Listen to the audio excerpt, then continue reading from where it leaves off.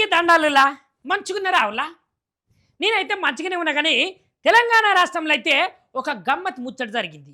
మరి అది గమ్మత్ అని కూడా చెప్పొద్దులా. ఏంటిదంటే ఇగో ఆర్టీసీ డ్రైవరు అశోక్ గురించి అయితే మనం చెప్పుకోవాల్సిన అవసరం ఎంతగానో ఉన్నది. ఎందుకంటే తెలంగాణ రాష్ట్రంలో ఘోరమైనటువంటి సమస్యలు ఉన్నది, సమస్యలతోటి సతమతమైపోతున్నది.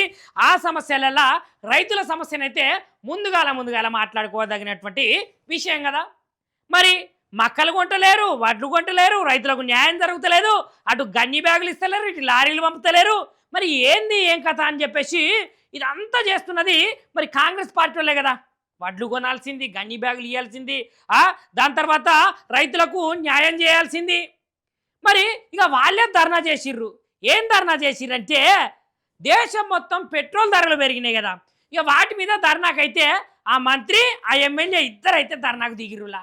ఇక ఇట్లా బోర్డు పట్టుకొని పెట్రోల్ ధరలు తగ్గిస్తారా తగ్గారా అనుకుంటా నడి పదాట్ల నడి చౌరస్తాల మంచిగా కూర్చొని వాళ్ళు ధర్నా చేస్తుంటే పాపం ఈ అశోక్ అయినట్టు డ్రైవర్ కదా ఇక బస్సు తోలుకుంటూ పోతా అంటే ఓ ముందుగాల తెలంగాణ రాష్ట్రంలో అడ్లు కొనుర్రి, మక్కలు కొనుర్రి, ఏందో దేశంలో ఉన్నటువంటి పెట్రోల్ ధరల గురించి మీకెందుకు అని మాట్లాడిండు. ఇక మాట్లాడంగానే ఆ ముచ్చట్నైతే ఇటు ధర్నా చేసినటువంటి ఎమ్మెల్యేకు కానీ ఆ మంత్రికి కానీ చెంపపెట్టని చెప్పచ్చులా. ఒక్కటేసారి బీరిపోయి షాక్ అయ్యి అన్నట్టే చూసిర్రు. గా వీడియో మీరు కూడా చూసిరు కదా, గా వీడియో నేను కూడా చూసినా. కానీ అయితే ఇప్పుడు ఏం జరిగిందంటే ఒక్క ముచ్చట్ల మీకైతే తప్పకుండా కండ్ల కట్టినట్టు నేను చెప్పబోతున్నానులా.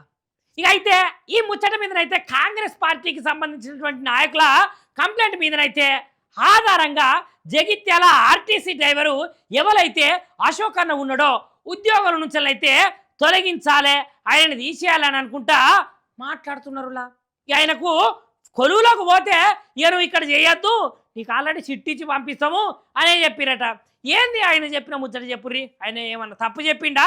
ముందుగాల రాష్ట్రంలో ఉన్న సమస్యలను పట్టించుకున్న తర్వాత దేశం గురించి పోర్రి, పెట్రోల్ గురించి ఇప్పుడెందుకు, రైతన్నలు ఆగమాగమవుతున్నారో, ఆత్మహత్యలు చేసుకుంటున్నారు, ఆడ వడ్లు కొంటలేరు, మొక్కజొన్నలు కొంటలేరు అని అన్నందుకైతే ఏకదమ్లో ఆయన మీదనైతే ఫైర్ అవ్వకుండా మొత్తం ఉత్తర్వులు జారీ చేసిరు. తెల్లారి నుంచి నువ్వు పనులకు రావద్దు, ఏం రావద్దు అంటారు. ఇగో ఈ వీడియో మీరు కూడా తప్పకుండా చూడాలి. కానీ